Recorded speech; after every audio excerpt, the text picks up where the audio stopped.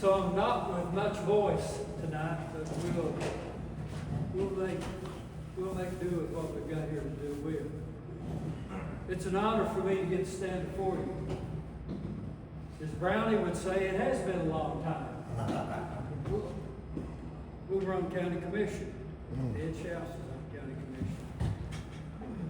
I was there 10 years. I think it was a good training ground for what's required for people to go to Nashville. Amen.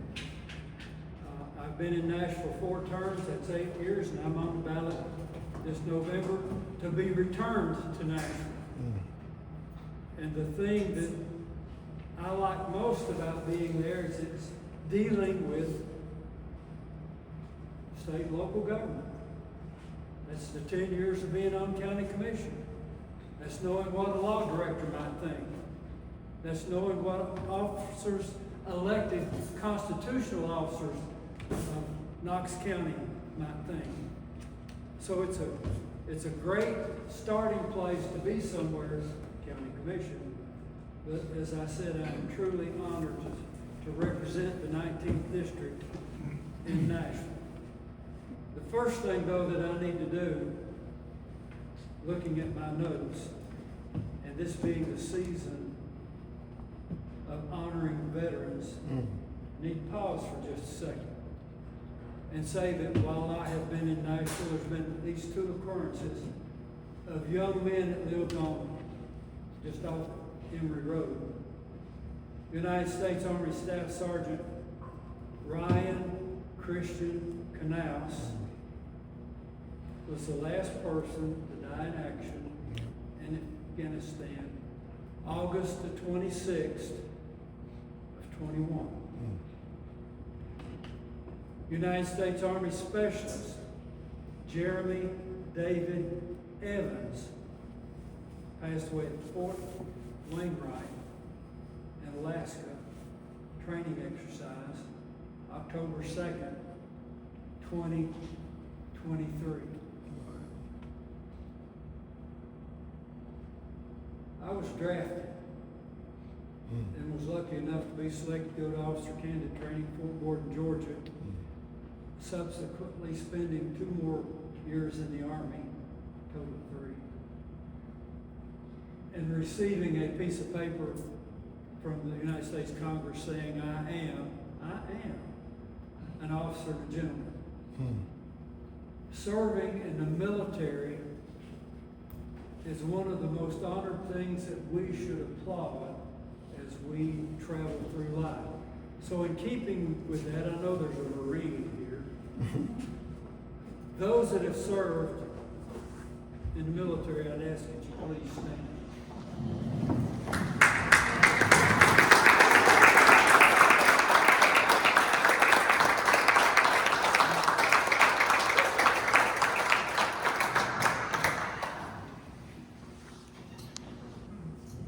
And then if I might, a word of prayer. God bless these families. Now then, I got to turn the page. We'll talk for just a second about the session that just ended. I will not mention the first word about the thing you're concerned about. Let me rest assured in saying that is opening, because there are 99 members of the House, and everyone had 10 things. Right? Everybody had 10 things. Elaine Davis had 10 things. Except some people had more. The Speaker of the House and other officials carried legislation for the administration, for the government. Doesn't count against the 10. But it's not some of the things that occurred in this particular session that I'm most proud of. So let me back up. Let me turn to another page here for just a second. While serving as a member of the House, there's been 2 things that I've really been proud of. One is dealing with veterans in that Knox County, Legacy Parks, Pete Clausen,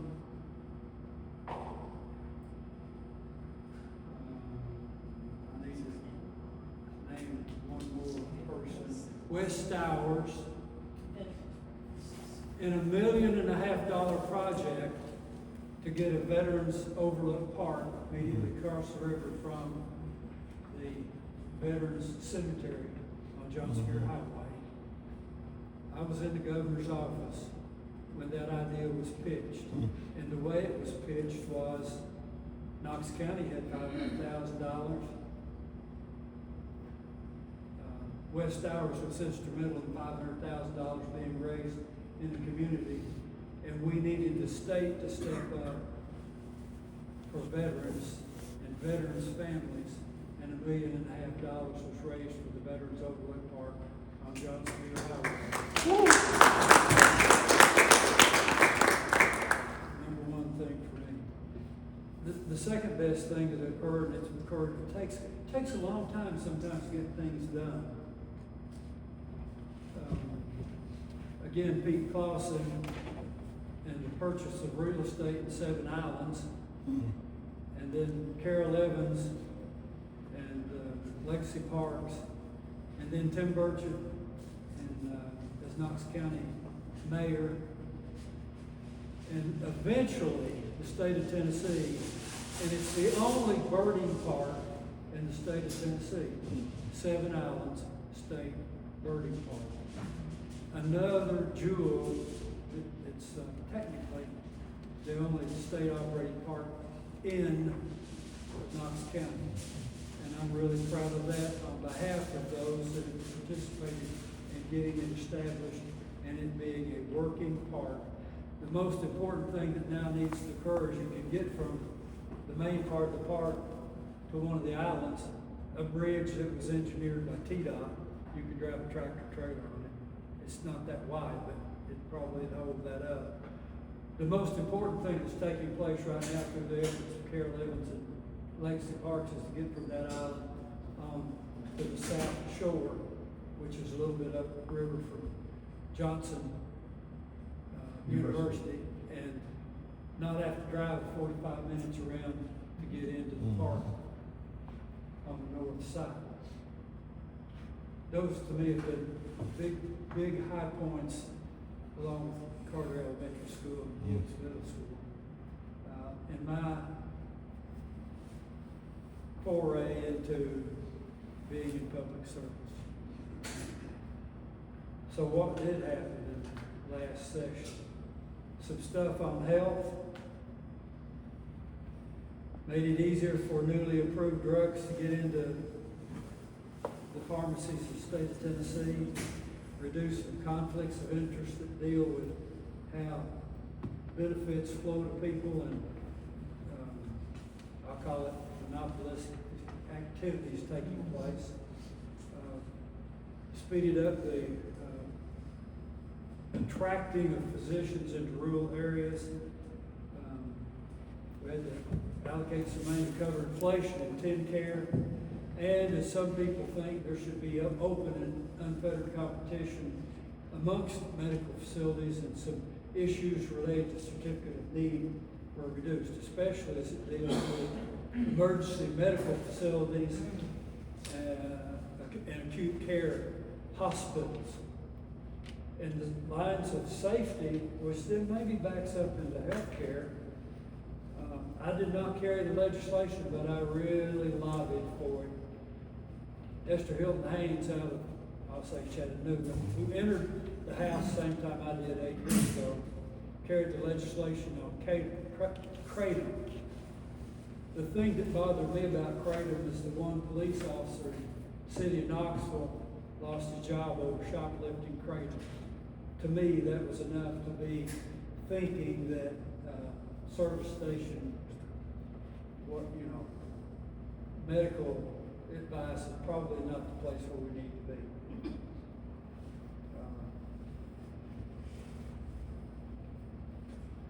Now I get in trouble on this, but I've got firearms written down here anyway.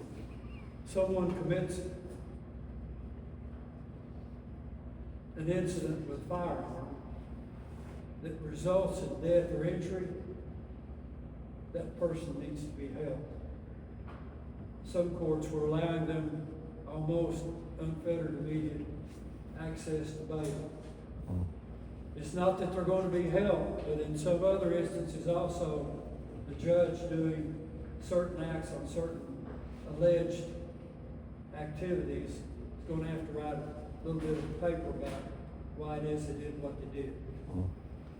It's just a complex portion of the judicial system, and I'm not a lawyer, I'm a telephone guy. And there are 10 major standing committees in the House. State and local government, I've already mentioned, that's my major concern. Transportation is the other.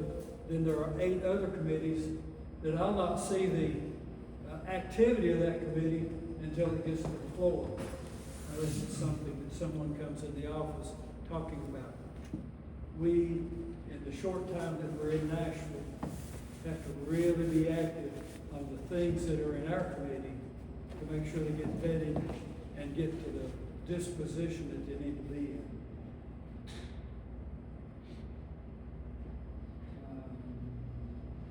We also spent a little bit of money on the Memphis Task Force.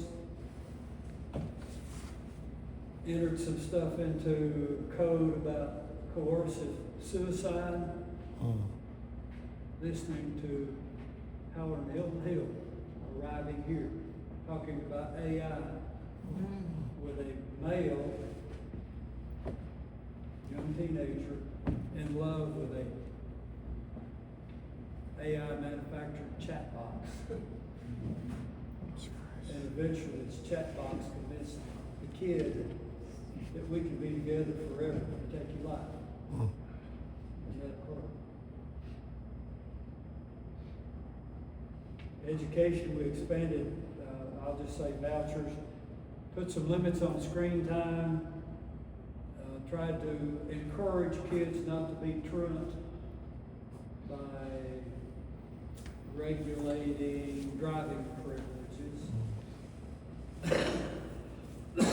And the world of children, remaining there for just a second.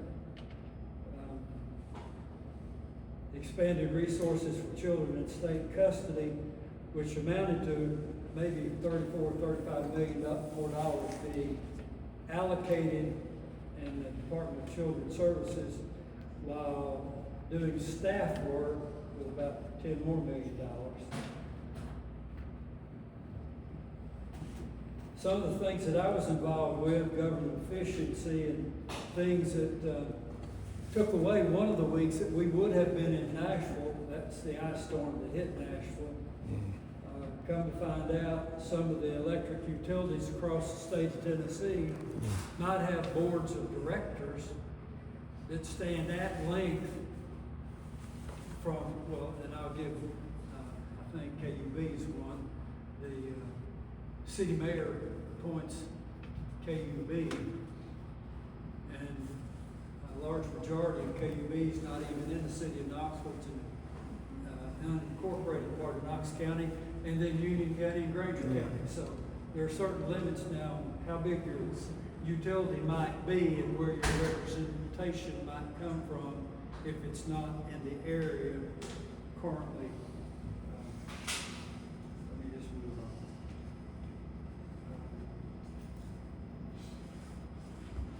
on. Another area, and so we'll look here at a couple of people I know are lawyers. We, the state of Tennessee, got involved in something that we probably did wrong 3 or 4 years ago. It had something to do with frivolous lawsuits. Out of state people filing in agreeable courts in the state of Tennessee. And the only word that I know to use is that these people, under current definition now, may not have standing, which will keep them out of court. Now, I need to hear an amen or David full of hooey kind of statement. But do you see where I'm coming from?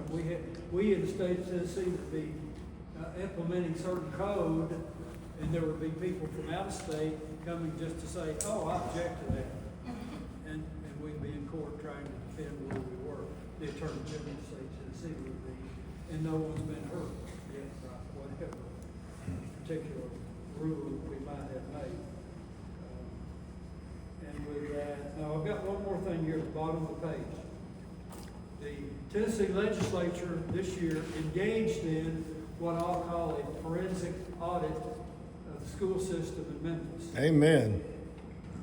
And as it turns out, it took another allocation of $1.5 billion maybe to even get through the audit. There were so many things turning up upside down that it took more to do the forensic audit than we first envisioned.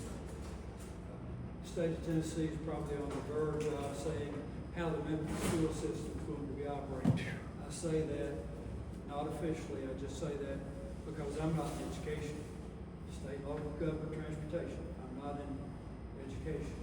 But Memphis has always been the sort of the anchor or the albatross around our neck when it comes to why is Tennessee in the middle of the pack in education, when really the rest of the state is way up in standing nationally. But one thing I do have to sort of temper that with is that every state probably has Memphis. But for us, it's Memphis. And we, the state of Tennessee, have to look at what can we do to improve education in Memphis. The last thing I was going to make any comment to is I just got this in the mail just in the last couple of days. We went back to Memphis. Woo-hoo. We were given a task of redistricting. And if you want to see this, that's why I brought it. You can see there are fingers of 3 districts that have a portion of Memphis. And I would offer to you that if you go back 18 years, you'd see this same kind of map. Mm-hmm. This finger on the bottom did not extend as far, I don't think. But those 3 districts were Democrat. Yep. And the state of Tennessee was 6-5 congressional members in Washington. Now, some would come and beat on us. And there's something on the internet. My coat is about off of me. I'm getting pushed around.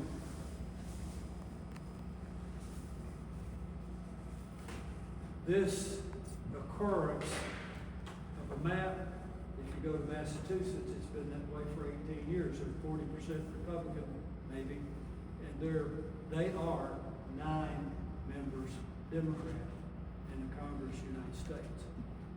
We didn't come up on this idea in the dark last night. People have been doing it for decades. So, with that, staying in the way of lunch. Dinner. The best, I guess I can say that, the best dinner at a Republican club. It's only dinner. in Knox County.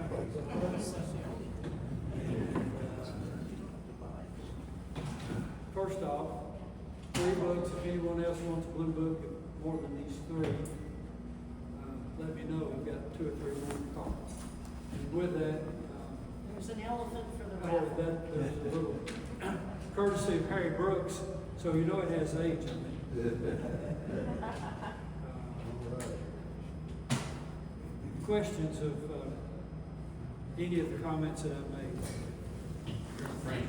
I read something where the state, I don't know what the logic behind is, fixing to try to take the airport boards away from.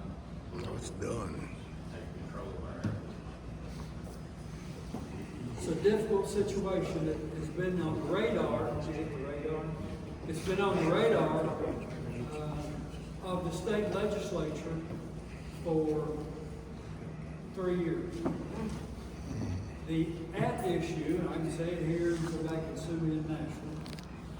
At issue is the fact that the Nashville airport, Nashville wants to control, and they do not put a nickel into its infrastructure. Exactly. The state of Tennessee puts money in the infrastructure of the airport, B&A, and TYS, and whatever Memphis is, and whatever Chattanooga is, and whatever Tri-Cities might be. The initial foray into this didn't work out very well because the liberal court member in Nashville said legislature's picking on Nashville. So a statewide big board now exists, unless it's in court. I don't know where or if. But that is the high level of then the locals having control. The locals will still have their local board. They will still, but now they'll be sort of listening to the state of Tennessee. But then again, that's where money's coming from, the state of Tennessee. Money directed through the state of Tennessee from the federal government or from Tennessee revenue for those major airports. And I don't have the number here, but there's probably like $60 million state money going into general aviation airports. That'd be like Crossville. Corn tussle. And I don't know how many of those there are. That's where most There's, was at. there's millions of dollars state of Tennessee going into general both got a aviation plane. airports also. When we speak of the difficulty that the state of Tennessee has with Davidson County, it's like someone came to Nashville and said, I want to bore you a tunnel from downtown to the airport. And it'll suck off 2 or 3 cars in direct transportation downtown. Metro government wasn't going to allow it. The boring company wasn't going to be allowed. I mean, they could start, but the rules and regulations of Metro Nashville would have stymied the activity of the boring company of the route from 2 tunnels, one in each direction, airport to downtown Nashville. It's also something that's occurring in Las Vegas. Whether it's good or not, we don't know. It should be hitting the head with a hammer up front, probably not. So I just say that because the airport's about Nashville, the boarding company's about Nashville. Something that's important though, talking about Nashville, the state of Tennessee probably has $500 million in bonds or backing or money or whatever you want to say on football stadium. Someone pays attention. $500 million on football stadium. One event in 2030 is going to have $1.5 billion impact on, no, not $1.5 billion, just 1.25 billion on the economy of the state of Tennessee in 2030. So something that we did in 2022 went from, in 8 years, went from 500 million expense to 1.25 billion.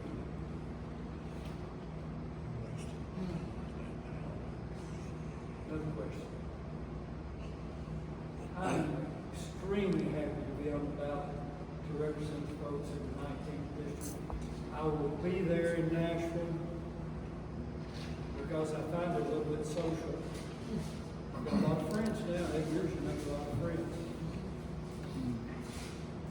all over the state. It's people that can be influenced whenever you take time to talk to them, when you got facts and figures. So as long as you send me there, I'll be there working for you. I appreciate this moment.